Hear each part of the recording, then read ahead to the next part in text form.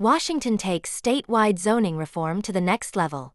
Lawmakers just passed groundbreaking bills on parking, TOD, and more. There's a healthy competition brewing between states that are taking action for housing abundance. But as of May 2025, Washington leads the pack. Its legislature just passed best in the U.S. bills on both parking and transit-oriented development, along with a half-dozen other policies that address the state's housing shortage and resulting affordability crisis in several critical ways. These wins come on the heels of Washington's legalization of co-living in 2024, middle housing and ADUs in 2023, and an array of bills passed in both years that make it easier to build the homes Washingtonians need. There's no way to precisely quantify it, but I feel confident making the claim that Washington's cumulative legislation adds up to the most any rival state has yet done, at least for the moment, as competitors nip at Washington's heels. I gave a preview of Washington's 2025 housing bills in a previous article. Below, I'll run through highlights that illustrate why, together with the previous year's wins, the bills passed this year elevate Washington to best in class. But first, a little more context. A quick recap of the interstate zoning reform race. The move from local to statewide zoning reform started in California more than a decade ago in response to local government intransigence on allowing more housing. The Golden State has had some solid wins on accessory dwelling units, ADUs, aka backyard cottages in particular, but messy, high-stakes politics continue to mar progress. Oregon leapt into the spotlight in 2019 by legalizing middle housing, followed in 2022 by major parking reform. Washington had its year of housing in 2023 with a suite of bills headlined by the legalization of middle housing, and then upped the ante in 2024's short session. Also in 2023, the Montana Miracle eliminated numerous barriers to more homes in Big Sky Country, notably for mixed-use apartments and ADUs. The state just pulled a repeat in 2025, passing strong parking reform and more. Other states that have passed zoning reforms of various stripes include Colorado, Massachusetts, Arizona, and Hawaii. If you include north of the border, British Columbia's 2023 package of reforms took the crown for all of North America and indisputably held it until now, that is, with Washington perhaps ahead by a nose. BC's transit-oriented development policy, or TOD, is stronger, but its parking reform is weaker. What's more, it hasn't yet legalized co-living or ended roommate bans like Washington has. Washington's Housing Billapalooza 2025. SB 5184 caps and eliminates parking mandates. Parking policy is housing policy, laws that force the construction of too much parking thwart housing by adding cost and taking up space. Parking politics are gnarly, however, and before now Oregon was the only state able to enact strong parking reform. SB 5184, or the Parking Reform and Modernization Act, works differently than Oregon's administrative reform, but it's comparably strong. And we can also add Montana to the list, where the legislature just passed a parking bill modeled closely after Washington's. Other states, notably California, have passed incremental reforms, typically tied to transit proximity. In contrast, SB 5184 is based on the reality that parking mandates can be detrimental to housing anywhere and everywhere. As my colleague Katie Gould explains, Bill champion Senator Jessica Bateman flipped the debate from where should mandates apply, geographically, to when should mandates apply, in what circumstances. It worked. Instead of nitpicking over transit service, the conversation shifted to, for example, whether it's okay for excessive parking mandates to prevent a new daycare or senior housing development from opening. SB 5184 caps minimums for all multifamily buildings, that's duplexes to skyscrapers, townhomes to small apartment buildings, at 0.5 spaces per home and fully repeals them for homes of 1,200 square feet or less. In practice, this means it ends parking mandates for nearly all apartments. Many middle housing homes and most ADUs also fall below this size threshold to enjoy full parking flexibility. One last feature that makes SB 5184 exceptional, it caps mandates for commercial uses too. That's not directly tied to housing, but when parking flexibility unlocks attractive Main Street-style commercial areas, it also supports building more housing options nearby because plenty of people want to live there. As originally introduced, SB 5184 applied to all cities regardless of size, but political compromise necessitated exempting cities with populations under 30,000. Still, this means the measure applies to places that are home to about 3/4 of Washingtonians, or about 6 million people. HB 1491 legalizes more homes near transit with funded inclusionary zoning. Transit-oriented development, or TOD, is a fundamental best practice of city planning, yet statewide TOD legislation is rare. Washington has now joined the club that previously had only 2 members, Massachusetts and Colorado, both of which have passed strong statewide TOD legislation. Washington first ran its TOD bill in 2023, but that year, and when essentially the same bill ran again in 2024, it died due to disagreements over inclusionary zoning, or IZ, a snag that often stymies statewide apartment building scale-up zones near public transportation investments. Left-leaning members typically want mandated affordability, while those more toward the center rightly worry that unfunded IZ can backfire and impede homebuilding in the very places it's needed most. In 2025, lawmakers achieved an unprecedented breakthrough on both the policy and politics, funding inclusionary zoning. They amended HB 1491 to grant a property tax abatement to compensate for the cost of providing the affordable units required by IZ. Multifamily developments in station areas must set aside for 50 years either 10% of homes affordable to 60% of area median income or 20% at 80% AMI. And the value of the residential portion of the building is exempt from all property taxes for 20 years. HB 1491 uses the metric of floor area ratio, or FAR, to set minimum densities that cities must allow near transit, FAR 3.5, about 5 stories, within a half-mile of rail stations, and FAR 2.5, 3 to 4 stories, within a quarter-mile of bus rapid transit stops. By one estimate, this law will unlock 1.8 billion square feet of new capacity for more homes in the Puget Sound region alone, where most of the state's transit is located anyway. The bill also completely repeals parking mandates in those station areas. The combination of strong upzones, parking reform, and funded IZ makes HB 1491 arguably the strongest TOD legislation yet passed by any U.S. state. HB 1096 allows homeowners to split their lots. It took 3 tries for Washington to pass a lot-splitting bill, a measure that will both create more starter homes and give cash-strapped homeowners a financial option to age in place. In 2023 and again in 2024, the bill passed overwhelmingly in the House but then became a casualty of politics in the Senate.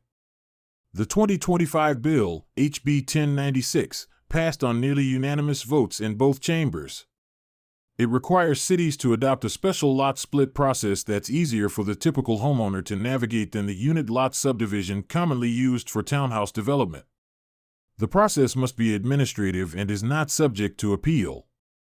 Designed to complement Washington's Middle Housing Bill, HB 1110 from 2023, HB 1096 likewise allows split-off lots as small as 1,000 square feet in cities larger than 25,000, or those that are located within major metros. The bill authorizes only one lot split using the process. It also establishes guardrails to ensure that the split lot can be served by utilities and does not encroach on environmentally sensitive areas. SB 5148 strengthens accountability for local governments to add housing.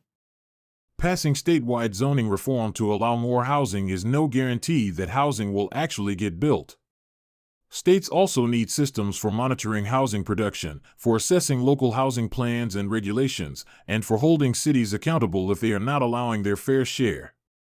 California has had a housing accountability system in place for decades, though unfortunately it was designed in a way that has made it difficult to enforce. As directed by a 2023 bill, Oregon is developing a new comprehensive system that will set targets, track production, and likely establish automatic upzones for noncompliance. In 2023, British Columbia enacted a system that sets housing production targets for cities, and those that fall short are required to submit planned actions to be taken within 2 years. Compared with these, Washington's SB 5148 is relatively simple and is likely just the state's first step toward creating a more robust accountability system. The bill grants a state agency new authority to review and reject local housing plans. If a city or county fails to bring its plan into compliance, it triggers a builder's remedy that requires automatic local permitting approval of any residential development, as long as it's located where zoning allows housing and meets certain affordability requirements. HB 1403 reduces risk for small-scale condo development. Throughout the United States, construction defect liability laws have hindered condo development.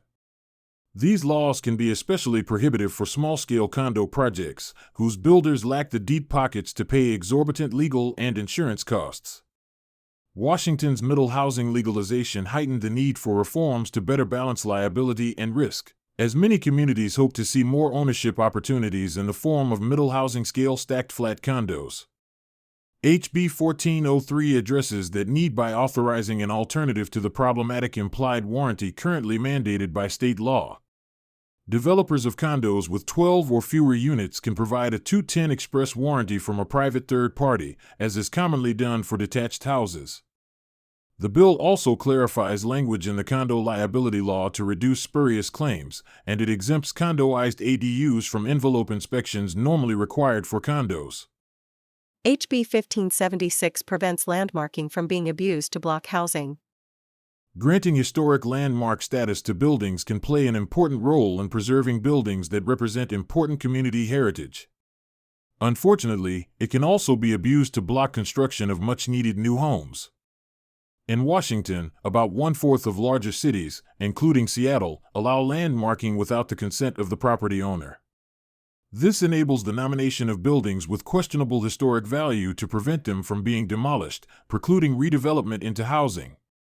HB 1576 is the first bill in the United States to set statewide standards for landmarking for the purpose of removing barriers to housing. It requires cities to get owner consent before landmarking any property less than 125 years old. It passed unanimously in the House and 47-2 in the Senate. HB 1183 knocks down barriers to innovative housing types. Many local governments require multifamily buildings to incorporate facade modulation, which means projections in and out across the front of the building, and upper-level setbacks, which are top floors recessed from the main facade. The problem is, these mandates make construction more expensive, reduce the capacity for housing, and for some types, can make it totally impractical to build at all. While well-intended, their aesthetic benefits are debatable at best, as it is notoriously difficult to enforce good architectural design through regulations. HB 1183 is the first state bill in the U.S. to reform rules for facade modulation and upper-level setbacks. It prohibits local governments from requiring either one for passive house, mass timber, modular construction, and affordable housing. It also eliminates parking minimums for those 4 types. In addition, to boost energy-efficient new construction and retrofits, the bill grants extra setback and height allowances for projects that meet the rigorous passive house energy standard. But wait, there's more. In 2023, Washington passed a bill to make it easier to add homes within existing buildings, but it had a critical flaw. It required the new housing to meet the latest energy code, which may sound like a good idea, but in practice is usually cost-prohibitive. HB 1757 grants a reasonable allowance for added housing without triggering energy updates. SB 5571 prohibits cities and counties from requiring or excluding exterior cladding materials that are in compliance with the state building code. The bill was motivated in part by local bans on hardy panel for aesthetic reasons that don't justify losing an economical option for housing construction. Follow-up legislation to Washington's 2023 Middle Housing Bill, SB 5559, refines the process for unit subdivisions to better align with the state's lot splitting allowances that enable townhome development. SB 5471 gives counties the option to authorize middle housing within urban growth areas. Washington's 2023 Middle Housing Bill only applies to cities. HB 1108 creates a housing cost driver task force to study the factors driving high home construction costs and make recommendations to help bring them down. 3 bills that died but launched conversations. Washington's HB 1443 was the first state-level bill in the United States to propose legalizing mobile dwellings on residential lots, modeled after legislation that Portland, Oregon, passed in 2022. MDUs are small movable homes, including tiny homes on wheels and RVs, and they can be far less expensive and far more rapidly deployed than any other type of housing. The bill passed policy and fiscal committees but never got a floor vote. It's expected back in the 2026 session. Yet another first in the U.S., Washington's SB 5156 aimed to legalize smaller elevators in small apartment buildings, which often don't have elevators at all because code requires them to be so big and expensive. For accessibility, a small elevator is better than no elevator, and that's why groups including AARP Washington and Disability Rights Washington backed the bill. SB 5156 also would have required adoption of global standards for all elevators. It passed the Senate 42-6 but died in committee in the House. Expect to see it again in 2026. Finally, copying Oregon state law, SB 5613 would have required all development standards for residential development to be clear and objective, to prevent sloppy standards from enabling frivolous legal challenges that needlessly delay home building. It passed the Senate 43-5, and after clearing 2 House committees, died when session ended before it was put to a floor vote. Its prospects are good for 2026 passage. Plus, a good year for protecting renters and funding affordable housing. Sightline focuses on reforms to boost supply, the longer game solutions to dig us out of the cost-spiking housing shortage afflicting our communities, but also recognizes the acute near-term urgency of the 2 other legs of the housing policy stool, stability, as by tenant protections, and subsidy, like in subsidized housing. In the 2025 session, Washington had wins on both. Most notably, after 3 years of trying, the legislature passed a rent stabilization bill, ending a decades-old ban on such laws. HB 1217 limits annual rent increases to 7% plus inflation, with a hard cap of 10%. It allows landlords to raise rent by any amount when a tenant vacates, and it exempts new buildings until they are over 12 years old. For funding, Washington's 2025 to 2027 capital budget allocates a record $605 million to support subsidized affordable housing projects. The legislature also passed HB 1494 to refine the multifamily tax exemption, the state's program that grants property tax abatements on developments that meet certain affordability requirements. HB 1696 to modify 2023's groundbreaking Covenant Home Ownership Act, the first state program in the U.S. that supports ownership for those historically denied that opportunity. A race to the top for more homes. Washington just had a very good year for legislation to create more homes of all shapes and sizes that will help undo the state's dire housing shortage. At this point, arguably, it has accomplished more on that front than any other U.S. state. But the competition is by no means over. Numerous states continue to take up zoning reforms of all sorts that could raise the bar. Connecticut lawmakers, for example, are currently working on a bill that would completely eliminate all off-street parking mandates. California has a major TOD bill in play. On the other hand, 2025 has also revealed how hard it is to pass strong statewide pro-housing bills. High-profile legislation bit the dust in both Minnesota and Maryland. Whatever state may have the lead, though, this is the best kind of competition. Because the real winners in the end are all the people who will find the homes they need in the communities they love.